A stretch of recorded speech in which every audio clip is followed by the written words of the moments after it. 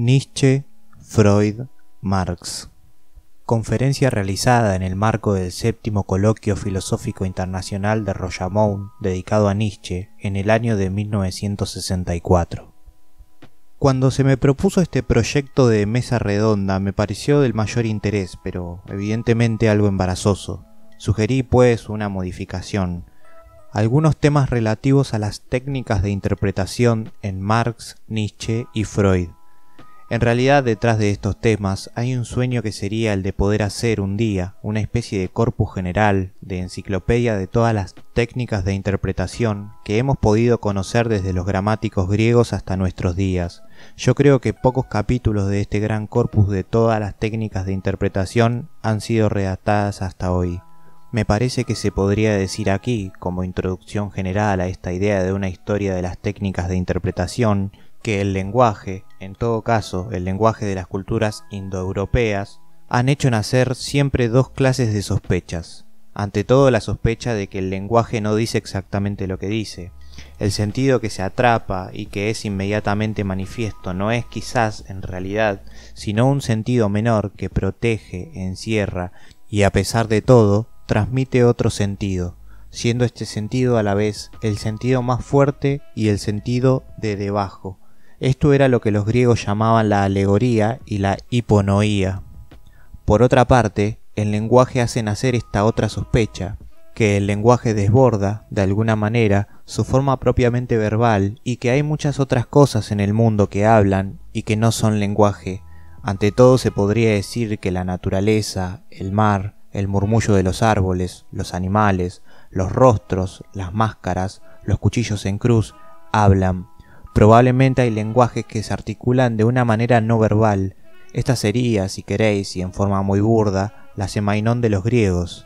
Estas dos sospechas que se ven aparecer ya entre los griegos no han desaparecido y no son aún contemporáneas, puesto que hemos vuelto a creer, precisamente desde el siglo XIX, que los gestos mudos, que las enfermedades, que todo el tumulto a nuestro alrededor pueden también hablar, y más que nunca estamos a la escucha de todo este lenguaje posible, tratando de sorprender bajo las palabras un discurso que sería más esencial. Yo creo que cada cultura, quiero decir, cada forma cultural dentro de la civilización occidental, ha tenido su sistema de interpretación, sus técnicas, sus métodos, sus formas de rastrear el lenguaje, que quiere decir otra cosa que lo que dice, y que hay un lenguaje fuera del lenguaje. Parece, pues, que habría que inaugurar una empresa para hacer el sistema o el cuadro, como se decía en el siglo XVII, de todos estos sistemas de interpretación. Para comprender qué sistema de interpretación ha fundado el siglo XIX y en consecuencia a qué sistema de interpretación pertenecemos nosotros, me parece que sería necesario tomar un punto de referencia lejano, un tipo de técnica tal como la que pudo existir, pongámonos en caso, en el siglo XVI. En esta época, lo que daba lugar a interpretación, a la vez su sitio general y la unidad misma de la interpretación, tenía que tratar, era la semejanza, donde las cosas se parecían, donde eso se parecía. Alguna cosa quería expresarse y podía ser descifrada. Se conoce bien el papel importante que han desempeñado en la cosmología, en la botánica, en la zoología, en la filosofía del siglo XVI, la semejanza y todas las nociones que giran como satélite en torno a ella. A decir verdad, para nuestros ojos de gente del siglo XX, toda esta red de similitudes es algo confusa y embrollada. Sin embargo, este corpus de semejanzas en el siglo XVI estaba perfectamente organizado, había por lo menos 5 nociones perfectamente definidas. La noción de conveniencia, la convenentia, que es adecuación, por ejemplo, del alma al cuerpo o de la serie animal a la serie vegetal. La noción de simpatia, la simpatía, que es identidad de accidentes en sustancias distintas. La noción de emulatio, que es el muy curioso paralelismo de atributos en sustancias o en seres distintos, de tal forma que los atributos son como el reflejos los unos de los otros en una sustancia y en la otra. Así, Porta explica que el rostro humano es, con las 7 partes que distinguen en él, la emulación del cielo con sus 7 planetas. La noción de signatura, la firma que es, entre las propiedades visibles de un individuo, la imagen de una propiedad invisible y oculta. Y luego, indudablemente, la noción de analogía, que es identidad de relaciones entre dos o varias sustancias distintas.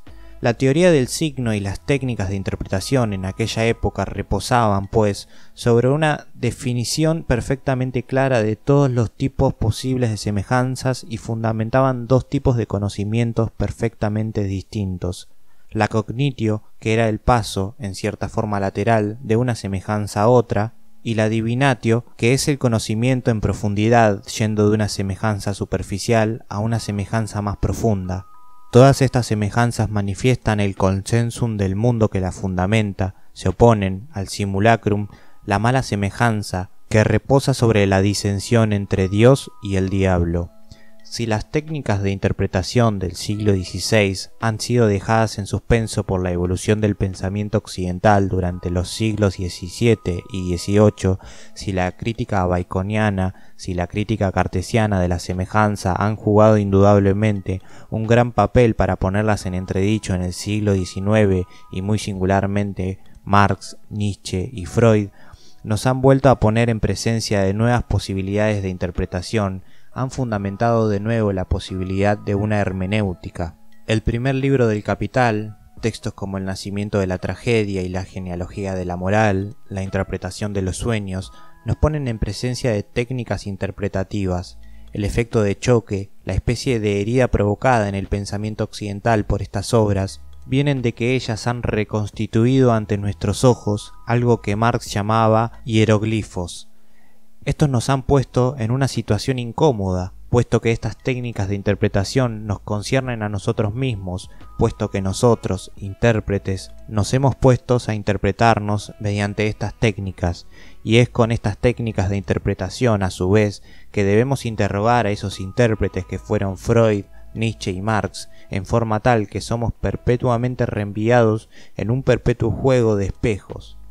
Freud dice en alguna parte que hay tres grandes heridas narcisistas en la cultura occidental: la herida causada por Copérnico, la que provocó Darwin cuando descubrió que el hombre descendía del mono, y la herida hecha por Freud cuando él mismo, a su vez, descubrió que la conciencia reposaba sobre la inconsciencia. Yo me pregunto si no se podría decir que Freud, Nietzsche y Marx, al envolvernos en una tarea de interpretación que se refleja siempre sobre sí misma, no han constituido alrededor nuestro y para nosotros esos espejos de donde nos son reenviadas las imágenes cuyas heridas inextinguibles forman nuestro narcisismo de hoy día. En todo caso, y es a este propósito que querría hacer algunas sugestiones, me parece que Marx, Nietzsche y Freud no han multiplicado en manera alguna los signos en el mundo occidental, no han dado un sentido nuevo a las cosas que no tenían sentido. Ellos han cambiado en realidad la naturaleza del signo y modificado la manera como el signo en general podía ser interpretado.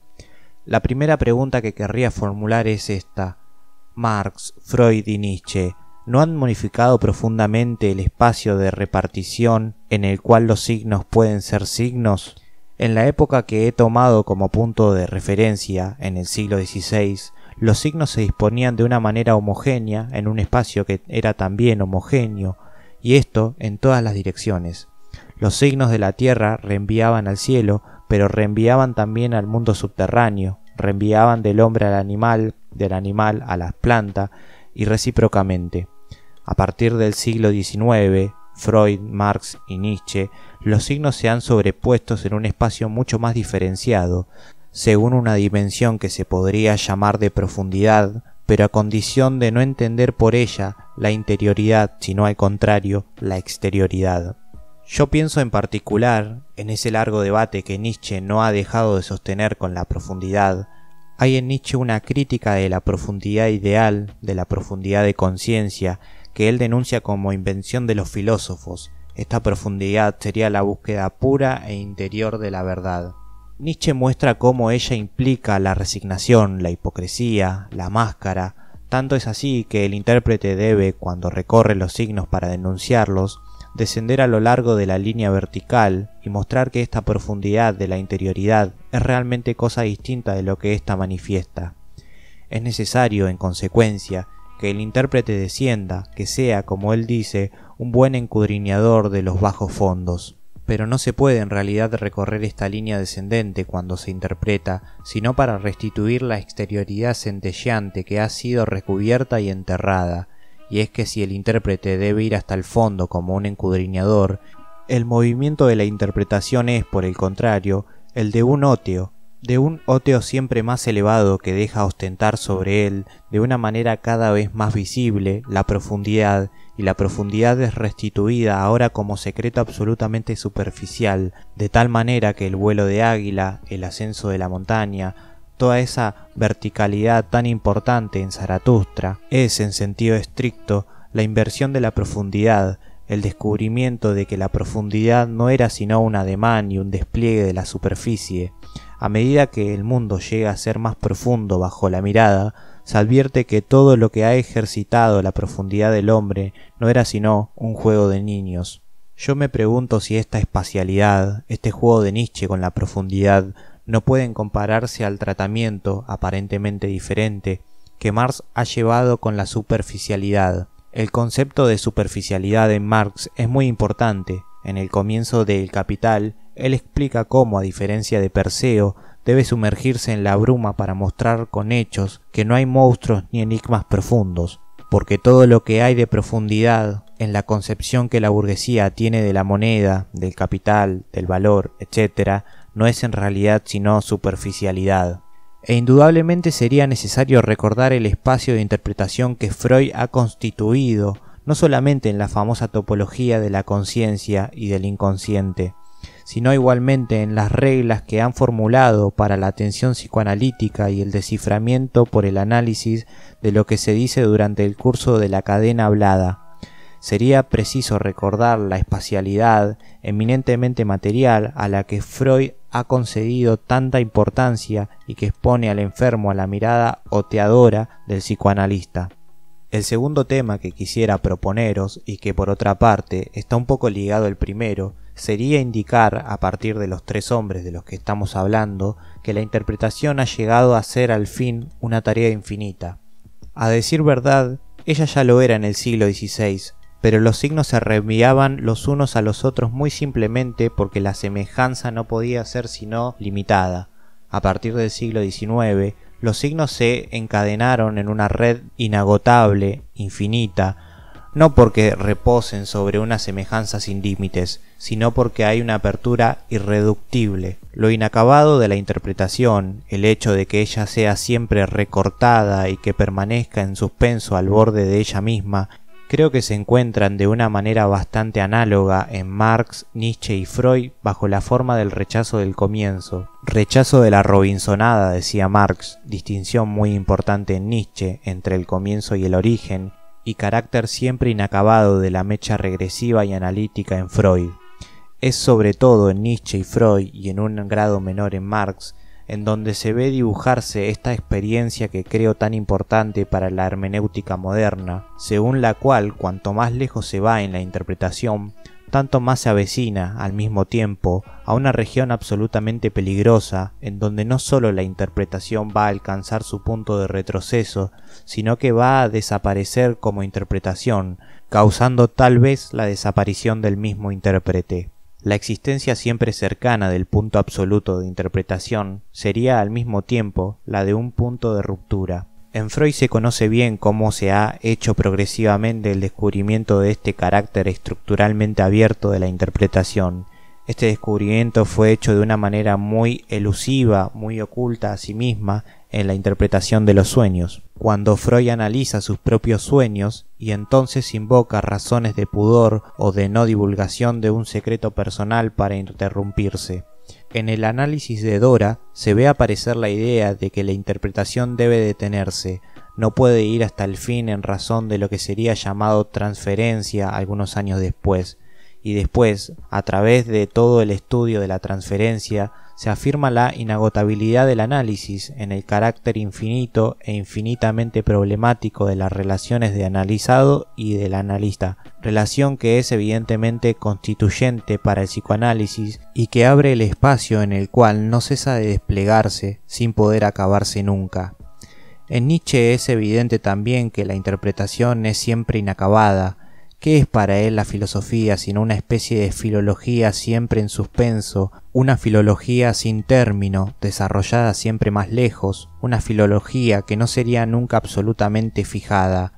¿Por qué? Es como dice Más allá del bien y del mal, porque perecer por el conocimiento absoluto podría bien hacer parte del fundamento del ser. Sin embargo, él mostró en Ecce Homo cuán cerca había estado de este conocimiento absoluto que hace parte del fundamento del ser. También en el curso del otoño de 1888 en Turín. Si se descifran en la correspondencia de Freud sus permanentes inquietudes desde el momento en que descubrió el psicoanálisis, se puede preguntar si la experiencia de Freud no es en el fondo semejante a la de Nietzsche. Lo que está en juego en el punto de ruptura de la interpretación, en esta convergencia de la interpretación hacia un punto que la hace imposible, podría muy bien ser algo como la experiencia de la locura, experiencia contra la cual Nietzsche se debatió y por la cual fue fascinado, experiencia contra la cual luchó Freud toda su vida, no sin angustia. Esta experiencia de la locura sería la sanción de un movimiento de la interpretación que se acerca al infinito de su centro y que se hunde, calcinado. Yo creo que este inacabamiento esencial de la interpretación está ligado a otros dos principios, también fundamentales y que constituirían con los dos primeros de los cuales acabo de hablar, los postulados de la hermenéutica moderna. Esto, ante todo, si la interpretación no puede acabarse nunca, es simplemente porque no hay nada que interpretar, no hay nada absolutamente primario que interpretar, pues en el fondo todo es ya interpretación. Cada signo en sí mismo, no la cosa que se ofrece a la interpretación, sino interpretación de otros signos. No hay nunca, si queréis, un interpretandum que no sea ya interpretans, hasta el punto que la relación que se establezca en la interpretación lo es tanto de violencia como de elocuencia. En efecto, la interpretación no aclara una materia que es necesario interpretar y que se ofrece a ella pasivamente. Ella no puede sino apoderarse y violentamente de una interpretación ya hecha que debe intervenir, resolver, despedazar a golpes de martillo. Se ve esto ya en Marx, que no interpreta la historia de las relaciones de producción, sino que interpreta una relación que se da ya como una interpretación, puesto que ella se presenta como naturaleza. De la misma manera, Freud no interpreta signos, sino interpretaciones. En efecto, bajo los síntomas, ¿qué es lo que descubre Freud?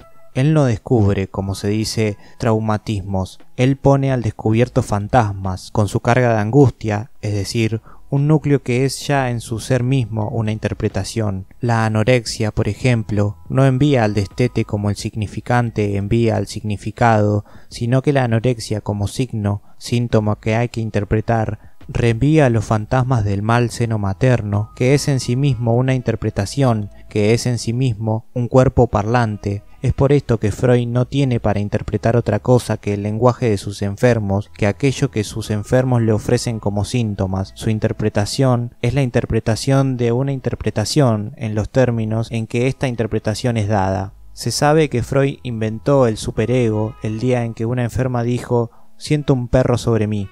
De la misma manera como Nietzsche se apodera de las interpretaciones que se han apoderado ya las unas de las otras, no hay para Nietzsche un significado original. Las palabras mismas no son otra cosa que interpretaciones, y a lo largo de su historia ellas interpretan antes de ser signos y no significan finalmente sino porque no son otra cosa que interpretaciones esenciales. Testigo, la famosa etimología de Ágatos. Esto es también lo que dice Nietzsche cuando afirma que las palabras han sido inventadas siempre por las clases superiores. Ellas no indican un significado, imponen una interpretación. Por consiguiente, no es porque haya signos primarios y enigmáticos por los que estamos consagrados a la tarea de interpretar, sino porque hay interpretaciones, porque nunca cesa de haber por encima de todo lo que se habla el gran tejido de las interpretaciones violentas. Es por esta razón que hay signos que nos prescriben la interpretación de su interpretación, que nos prescriben invertirlos como signos. En este sentido se puede decir que la alegoría, la hiponoía, son en el fondo del lenguaje y antes que él, no lo que se ha deslizado de inmediato bajo las palabras para desplazarlas y hacerlas vibrar, sino aquello que ha hecho nacer las palabras, lo que las hace destellar con un brillo que no se detiene jamás. Por esto, también en Nietzsche el intérprete es lo verídico, es lo verdadero, no porque él se apodere de una verdad en reposo para proferirla, sino porque él pronuncia la interpretación que toda verdad tiene por función recubrir. Tal vez esta primacía de la interpretación en relación a los signos es lo que hay de más decisivo en la hermenéutica moderna. La idea de que la interpretación preceda al signo implica que el signo no sea un ser simple y benévolo como era en el caso en el siglo XVI, en el que la plétora de signos, el hecho de que las cosas se asemejaran, probaba simplemente la benevolencia de Dios y no apartaba sino por un velo transparente el signo del significado. Al contrario, a partir del siglo XIX, a partir de Freud, Marx y Nietzsche, me parece que el signo va a llegar a ser malévolo. Quiero decir que hay en el signo una forma ambigua y un poco turbia del querer mal y de mal cuidar. Y esto, en la medida en el que el signo ya es una interpretación que no se da por tal. Los signos son interpretaciones que tratan de justificarse y no a la inversa. Así funciona la moneda tal como se la ve definida en la crítica de la economía política y sobre todo en el primer libro del Capital. Es así como funcionan los sistemas en Freud, y en Nietzsche las palabras, la justicia, las clasificaciones binarias del bien y del mal, consecuentemente los signos, son máscaras. El signo, el adquirir esta función nueva de encubridor de la interpretación, pierde su ser simple de significante que poseía aún en la época del Renacimiento. Su espesor propio parece abrirse y entonces pueden precipitarse en la abertura todos los conceptos negativos que eran hasta entonces extraños a la teoría del signo. Este no conocía sino el momento transparente y apenas negativo del velo. Ahora podrá organizarse en el interior del signo todo un juego de conceptos negativos, de contradicciones, de oposiciones, en fin, ese juego de fuerzas reactivas que Deleuze ha analizado tan bien en su libro sobre Nietzsche. Volver a poner la dialéctica sobre sus pies. Si esta expresión debe tener un sentido, ¿no sería justamente el de haber vuelto a colocar en el espesor del signo, en este espacio abierto sin fin, en este espacio sin contenido real ni reconciliación, todo ese juego de la negatividad que la dialéctica finalmente había descargado dándole un sentido? En fin, último carácter de la hermenéutica. La interpretación se encuentra ante la obligación de interpretarse ella misma al infinito, de proseguirse siempre. De allí se desprenden dos consecuencias importantes. La primera es que la interpretación será siempre de ahora en adelante la interpretación por el quién. No se interpreta lo que hay en el significado, sino que se interpreta a fondo quién ha planteado la interpretación. El principio de la interpretación no es otro que el intérprete, y este tal vez el sentido que Nietzsche ha dado a la palabra psicología. La segunda consecuencia es la que la interpretación debe interpretarse siempre ella misma y no puede dejar de volver sobre ella misma. Por oposición al tiempo de los signos, que es un tiempo del vencimiento, y por oposición al tiempo de la dialéctica, que es a pesar de todo lineal, se tiene un tiempo de la interpretación que es circular. Este tiempo está obligado a pasar por donde ya ha pasado, lo que hace que, en suma, el único peligro que corre realmente la interpretación, pero peligro supremo, son paradójicamente los signos los que los hacen correr. La muerte de la interpretación consiste en creer que hay signos que existen originariamente, primariamente, realmente, como señales coherentes, pertinentes y sistemáticas. La vida de la interpretación, al contrario, es creer que no haya sino interpretaciones. Me parece que es preciso comprender muy bien esta cosa que muchos de nuestros contemporáneos olvidan, que la hermenéutica y la semiología son dos enemigos bravíos. Una hermenéutica que se repliega sobre su semiología cree en la existencia absoluta de los signos, abandona la violencia, lo inacabado, lo infinito de las interpretaciones para hacer reinar el terror del indicio y recelar el lenguaje. Reconocemos aquí el marxismo después de Marx. Por el contrario, una hermenéutica que se envuelve en ella misma entra en el dominio de los lenguajes que no cesan de implicarse a sí mismos. Esta región medianera de la locura y del puro lenguaje es allí donde nosotros reconocemos a Nietzsche.